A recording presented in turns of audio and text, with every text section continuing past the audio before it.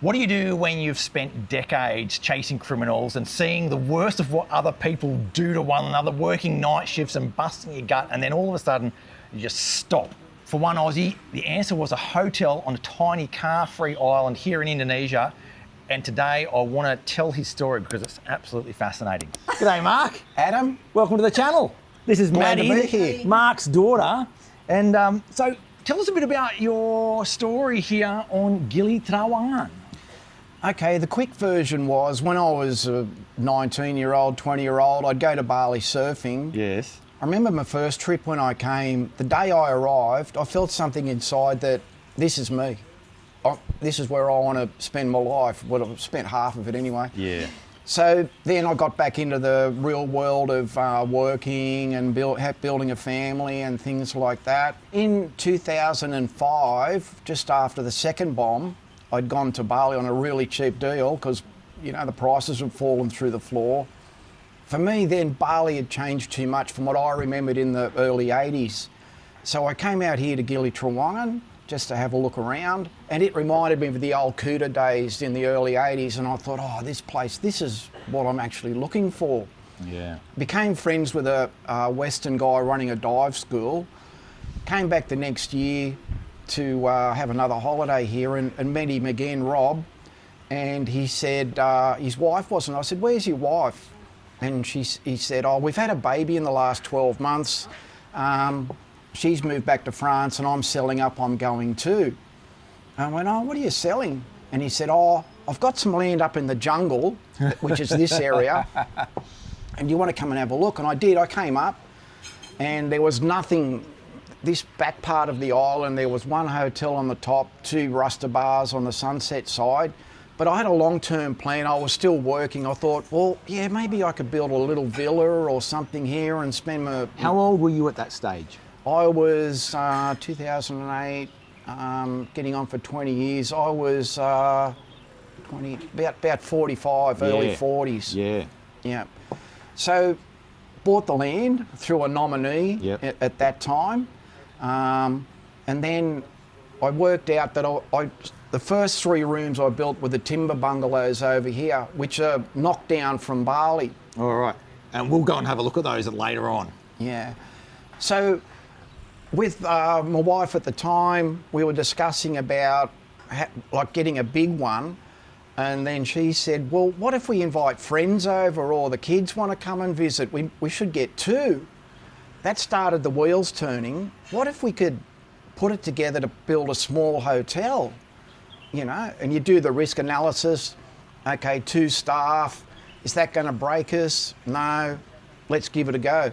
So we ended up getting 3 timber bungalows in Bali, and we got the foundations. I was backwards and forwards a few times checking on the progress. They actually put them together and build them, and you can see the final product. And when you make the final payment, they knock them down, put them on a truck, sent them out here. Oh, that's a good idea, isn't it? Yeah.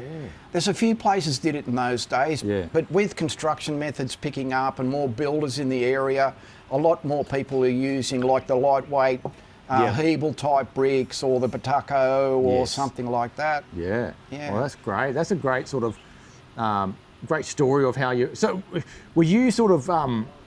when you first bought this land, you were still working full time, and but your mind's actually here, isn't it? It was, it was. So in your mind, your time in the police force at that stage is coming to a close. In your mind, it's sort of winding down at that stage, isn't it? I had about 15 years to go to reach like 60 retirement age, and I was, you know, and we'd come up every year for a holiday, and we had a lot of the expats, immigrants in the area. We were really good friends. We all had kids running around together. Wow. Yeah. So when did you actually fully retire from your full-time job in Australia? I'll just take you one step back. So I had a friend that I'd met here, a really nice guy, and he was looking after it with the 3 young guys working here, and it wasn't really working out.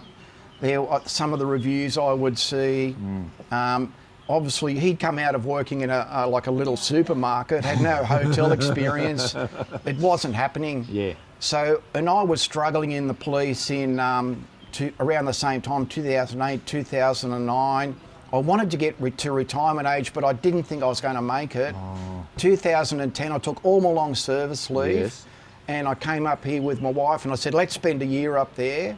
It's a look-see if we could do this long term, and I want to make the hotel a bit more of a going sort of a concern, and we'll sell it. We just can't do it from a distance. It's not going to work. Yeah. So we came up for that year. We built 2 more rooms. Yeah. And with a bit of care and a bit more of attention, it was going really well. Wow. So that's when I thought, okay, just a matter of getting a good manager, which we did. Yep. And so then swing forward to 2013. It just got too much for me in the police, and I was driving to work one day and I was having an anxiety attack. Oh. It's a drip in the bucket every day. And when you're young, you're resilient, Yes, you love you the are. action and things and the danger. But for me, the bucket was full, and that was it. I didn't go back after that day. I think there's a lot of people out there feeling the same, but feeling trapped as well. Absolutely. Yeah, absolutely. Well, that's really inspiring. So when did you move here full time? I moved here in July 2015. Yeah. Okay. Yeah. And did you bring Maddie with you? What's the story with Maddie then? How do you fit into this, Maddie? Because your sort of story is a bit different, I'm assuming. Yeah, it was a lot easier for me because I had Dad here already, but I was just working in like a corporate job in Australia, living in Sydney, going to work. You guys every are day. originally from Sydney, right? Yes. Yeah. So I was going to work every day, getting the train to the city, taking me an hour and a half each way, and I was going to work when it was dark, coming home when it was dark. Yeah, I've done the dark to dark thing before, Yeah. especially in winter in Sydney. But Yeah. Melbourne, it's probably worse. You know, Yeah. get out at... You feel like the hamster on the wheel. And Yeah. And on a Friday night, you watch the football or go Yeah. out for dinner, and Monday morning you're back to it I again. know. Yeah. And So how did you get from being in the corporate job to being here? How did that sort of work? I came out for a holiday. I used to come out a couple times every year. And I came out in winter, and Dad's like, oh, what's up? You just don't see yourself. I'm like, oh, I'm just so burnt out from work. Don't know what to do. He goes, oh, come out here. Yeah. I go, but what would I do? And then that's when we thought of doing the spa, and All right. that's a little bit of my background. So you run the spa. Is it on site here in the hotel? You're just Right there. there. In there? Oh, yeah, Soul Spa Gili. There we go. Yeah. All right. And so you set up the spa and manage the spa? Yes, manager as well, Wow, yeah. that's cool. And does that allow you, in terms of permits and so forth, it allows you legally to be here? Yes, because I'm in our PT PMA as well. I have a working kita Yeah, as okay. a manager. Yeah, okay. Because one of the things that people have a problem with visualising when they're sitting at home is how do you do it? And Yeah. there are certain visas for certain circumstances, and everyone has a different method of being able to live here. Yeah. You can come here on retirement visas, you can be married to a local, you can be an investor, you can be a manager if you've got the relevant experience and that sort of stuff, Yeah. I guess. Yeah. One of the interesting things about this story, about Mark's story, is that with his daughter Maddie, there's a connection there which will sort of move into the future with them. And I'll get them to explain a little bit, but Maddie, you came up here how long ago now? About a year and a half, close to 2 years, I think. Yeah, and Mark, your vision of this was not just for her to come up and have a holiday and just cruise around, was it? There was an ulterior motive. Yeah. You know, I'm 65, and in the last 3 or 4 years, while I've got reasonably good health, I was thinking I should travel and Yeah. I should do a few things. So when Maddie was saying, oh, my life here, what can I do? I thought, oh, good. I can back out and Maddie can take over, which is what I'm in the process of doing that. And is So- that really quite feasible now? It's sort of like a family business, and it's quite feasible for you to sort of gradually hand over and that sort of stuff. That's possible to do, is it? Yeah, Because it's well- not like Australia where you just like transfer a few papers, is it? Because you're in Indonesia, it's a bit more complicated, isn't it? We do have a foreign-owned company Yeah. here, and Maddie is already a shareholder and a director. And I talked with my consultant, and they got her a work visa fairly easily. A long process and expensive, but it was done. So it's all done completely legally. Yeah. And I'm actually in the other side of the process, winding up my part as a director here. and will just be a silent shareholder. Yeah. So over time, you'll step back, Maddie will step forward, and then you can go and enjoy your life, have a bit of a travel around. Would you stay here in the Gilis? Because tell us a bit about you've got another house, haven't you? Tell us a bit about that story. Yeah, I've got a house with my wife in Lombok. Yeah. And normally, most weeks, it might be 2 or 3 days here just to come out, have a look around, check the books, things like that. Then back to Lombok. So I probably will. I've got a small house at the back down there. I'll still come out because I love being here and I've got friends here. And I'm here. And to see, that's the most. I was going to get to that. We didn't get to that. Yeah, And of course, spend time with Maddie. And it's a big change for Maddie as well. And learning the ropes here as well. Yeah. is a big job, isn't it? Yeah. And I've just- learned patience. I think that's the biggest thing I've learned since being out here is sabar. Yeah, sabar. Good word. Patience. Yeah, so I'll never stop coming. I love it here, you know. And it's your home. And it's my home. So yeah. with other people, there's probably people sitting at home in either Europe or America or Australia thinking, I wouldn't mind setting up some sort of business in Indonesia. If they found the right opportunity for them to invest money here, you do need quite a bit of money to get things going, don't you? It's not like you can't just come over here with $100,000 and make it go over. You need serious capital, don't you? Yeah, for a PTPMA, you've got to have paid up capital of 10 billion rupiah, which close enough to $1 million Australian dollars and the other various currencies. Yep. If someone was doing that, I'm not saying not to do it, but you would have to come out to see if the lifestyle would suit you. Yeah. Maybe rent a place and live here for a while, try to get the right opportunity. Unfortunately, I've seen over the years really smart people that have got really high-level jobs in their various countries, but when they come to Indonesia, they get a bit excited and they take their brain out and think everyone's wonderful. And you've got to be careful wherever you invest your money to do your homework, speak to other people that might be doing similar things to see if it's right for you.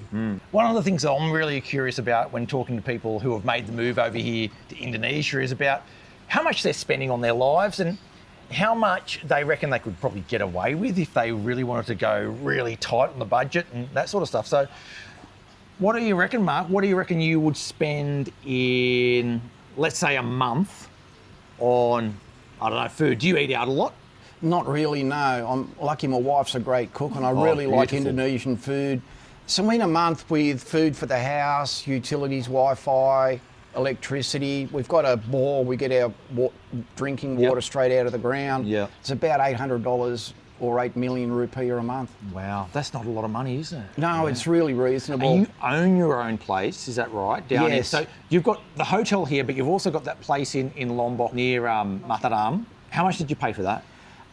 We bought that 7 years ago for 60,000 Australian dollars. 600 million. 600 million rupiah. Yeah, so that's even less than that now. It's about 50,000, yeah. Yeah, probably closer to 52, 53. But of course, with inflation and so forth, it's probably cost you double that now, wouldn't it? It would now, and in my time in Lombok, it certainly have seen a lot more people coming, a lot more businesses opening and things like that, particularly here in Gili, Terowongan. What about if you wanted to rent a similar standard place in your area? How much do you reckon the budget would be for on a sort of an annual basis for renting a house? Like it's a normal house, isn't it? It's not like a villa. No, it's just a house. A normal house, modern house. How much do you reckon your budget would be for that if you had to do that? I'm not really good at maths. What's 4 million, 12, 4, 48? About 48, between 48 and 60 million. Yeah, you'd get a really good place, would you? Yeah, sure, that's not a villa, and it's not in the touristy areas, but on the edge of Mataram, we've got a great street, close to everything. Yeah, between 40 and 60 million a year. And when you add up all your running costs and then the cost of accommodation, it's not a lot of money, is it? Really? No, it's certainly livable here. Yeah. Absolutely. Yeah. And what about you, Maddie? You live on site here, don't you? So you probably very lucky. So you don't really probably have too many running expenses here, do you? No. Not really. Oh, that's beautiful. How about we have a look around the hotel? Sure. And see what the story is. So tell us a little bit about the name of the hotel and that sort of stuff first. When I bought the land off the South African guy, I used to come out here when it was just dirt and trees and coconut trees, and I'd sit down and I started to visualise what the ultimate plan would be. And I thought with a swimming pool in the middle, and the term oasis came into my head. Yeah. And then I thought, oh, well, oasis what? And then, oh, well, Trawangan Oasis. Yeah. And So that's what this centerpiece here is really your oasis, isn't it? With the coconut trees around it and that sort of stuff, isn't A it? lot of birds. yes, Yeah. yeah. Oh, that's beautiful. Garden. Okay, so what do we got here? These are the first ones you were talking about that you built Yeah, originally. I had the small office built, Yeah. and that was the kitchen as well. Yeah. And then I had these 3 wooden bungalows were built in Bali, They amazing. and then knocked down and then refabricated here. What about the condition of the timber and so forth? It's held up quite well, it looks Yeah, like. it's really good. I think it's bunkerite timber, which is a bit termite resistant. So some of the outside handrails are a different wood, and they get into that occasionally, but Yeah. the main structure is still really solid. You had to replace the floor. Oh, the floorboards, yeah. Yeah, but gee, they're big as well, aren't they? Yeah, oh, there's one of your friends over there. Lots of cats here on Gili Trawangan, yeah? Yeah, we've got about 10 here. Okay. None of them are ours. They've all just been picked up or turn up or, yeah. And then... It's a at cat the- lover's paradise, actually, isn't yeah, it? at the start, we just had the small swimming pool in the middle. Okay, so this is a different one to what you originally had. This is the original pool. Yeah. But then, as we go around, I can show you, we built a bigger pool over the back I over there. didn't realise you had that other pool. Yeah, so you got with a two smart pools. bar at the back. Oh, that's really nice. isn't Yeah. So then, over the years, I think I alluded to that any money I've made from the hotel and plus some savings from home, I've just kept adding rooms to the hotel over the years. One of the criticisms that foreign investment in Indonesia has is that there's a thing where people think that it's extractive, that you're extracting money from Indonesia. Can you tell us a little bit about that? I never have. Yeah. Any money that I've made from the hotel, I put it back into the business. Or it funds me to go back and visit family. And I have a house in Lombok as well, so So all the money basically circulates in this economy, doesn't it, really? Yeah, it's just sure. like circulating. If you need to do maintenance or renovations, it's basically locals who are doing the work. yeah, and- always. Yeah. Yeah, always. So basically your initial investment is just sort of circulating around the money in Trawangan and then for the benefit of the community, I guess, isn't it? yeah, the staff, we've got 22 staff between Wow. Maddie and I. Yeah. The electricity supplier, our fresh food supplier. The You little know, old lady that supplies the coconut oil for the spa. Oh yeah. yeah, everything is here. Yeah. The Oh, that's local great. businesses where we're buying our tiles or taps or you know things for the hotel, it's all here. Yeah. Oh, it's nice to hear because one of the things that we hear quite often about investment here is that we want foreign investment to be done properly, don't we? We don't want it to be that extractive style that we sometimes might think about. I can understand that. You know, Indonesia's a wonderful country, but Yeah. have had a bit of a checkered past. Yeah. And Indonesia's for the Indonesian people. Yes. But I would like to think that Maddie and I, by employing so many people here and Yeah. putting back in the economy, that we're adding value to the country and having a nice lifestyle with it. Yeah, oh, that's brilliant, yeah. And look, Indonesia is seeking out investment as well, isn't it? Yes. Yeah. All right, let's go and have a look around the rest of the property. What have we got? So then, but basically, the progress of the hotel was from the left going around with the extra rooms, and then last year I built a small house for myself because prior to that I would just stay in one of the vacant rooms, and I was forever moving my bag if someone was coming in or aircon broke or something. So I've built my small little 2-room house here. Do you get fully booked in high season here? Absolutely. Do you? Yeah, today I think we've only got one free room today. Wow. But high season, we're already booked out for August. Are you? It's and there's many nights in that first 2 weeks of August where you can't get a single room in Gili Trawangan. Is that right? Yeah, completely booked So out. the peak of the peak season is first week of August. Yeah, the first and second week, and I think you alluded it to in one of your other videos that it's a mainly European market Yes, here. yes. So European summer, people are coming with their kids on holidays. We get a lot of families here because we're in the quieter part of the north. Yeah. And it's not so far to go to watch the movies on the beach or that side, or if they're younger. Talk to us a little bit about that. So the reputation of the Gili Trawangan is that it's a party island. That's what people say. I don't buy that. But this, for me to get here, I was on bicycle. It took me about, I don't know, 10 minutes on the bicycle from near the harbour. Yeah. Quite a long way from that busy, what do we call it, like more, what's the more, central area? Yeah. Yeah, sure. Like the central area is great. Yeah. And even my wife and I would go out once a week, listen to a bit of reggae or something. Yeah. It's there if you want it, but it's a 400-metre strip on the narrow part of the island, the main part of the island. Yeah. The other 80% of it is, I guess, a bit like this. Yeah, And yeah. yeah. Look at that, that's beautiful, isn't it? So this is basically the quiet end of the island. So the island's quite big, isn't it? It's like about 3 kilometres long or something like that, isn't it? 3 by 2, I think Yeah. it's 74 hectares. And you're on the northern end away from the harbour. Yes, yeah. But like you said, a 10-minute bike ride. Yeah. And do most people get around on bicycles from here, do they? And more recently, electric bikes have Yep. started turning up. Yeah. So, yeah. Yeah. And people can call like a horse and cart to come and pick them up and that sort of stuff, can they? Yeah, sure. They have a WhatsApp group, and Oh, do they? and we send messages to get the horse and cart for people if they want to use that. Yeah. All right. So tell us about this part of the property over here. Okay, so when I exited from the police, Yeah. I got some payouts, and this is the Police Provident Fund have paid for these 10 rooms here at the back. So that kind of completed pretty much my initial vision of the hotel. Oh, nice. And then the swimming pool, we used to play volleyball on some grass there, and Yeah. then I kind of imagined, and we built another swimming pool with a swim-up bar at the back of the restaurant. That's beautiful. That's really nice, isn't it? Yeah. All right. So Maddie, show me the spa. This is sort of like the example of something like like someone wants to invest in Indonesia, they could set up a spa. Yeah, Oh, definitely. amazing. Look at this. Is this sort of run as a standalone business? Yeah, so it is separate to the hotel. Yeah. So we do have some hotel guests that come, but a lot of them come from outside. Yeah, so it's got a I would say reputation. probably 95% come from outside. Wow. We get a lot of Korean guests, Oh. and apparently it has something, it's a lucky mistake, something to do with the name Seoul, S-O-L. The Koreans were telling us that it means like a pine tree, like cleanliness, so they like to come. Well, that's beautiful. And how long did it take to actually build the building? I think it was about 11 months altogether, I think. Looks quite nice. Yeah, so we'll be opened 1 year next month. Yeah, So it's yeah. been 11 months. Yeah. So what about in terms of getting staff and so forth? Was that complicated? Yeah. Was it? Yeah. Because I mean, it sounds easy. I just go and build a building and start doing massages, but it's a lot more complicated I than have that, isn't it? learnt so much along the way. Patience was number one, because I've managed businesses in Australia.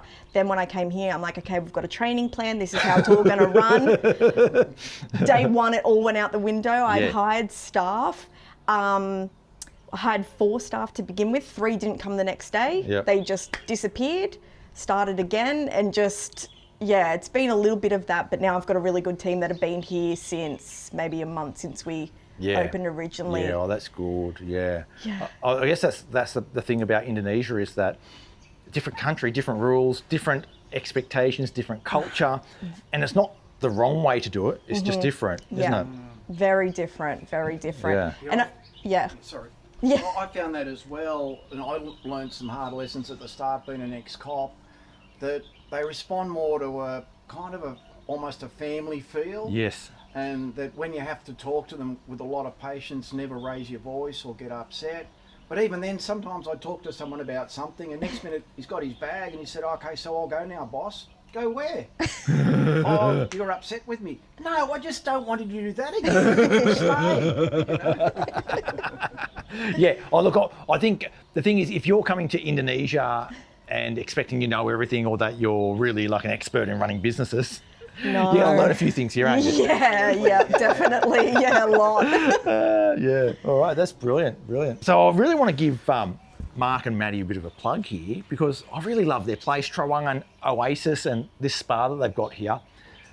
I really like it. What it sort of shows to me is that this other side to the Gilis, which I'm really interested in exploring, is right here,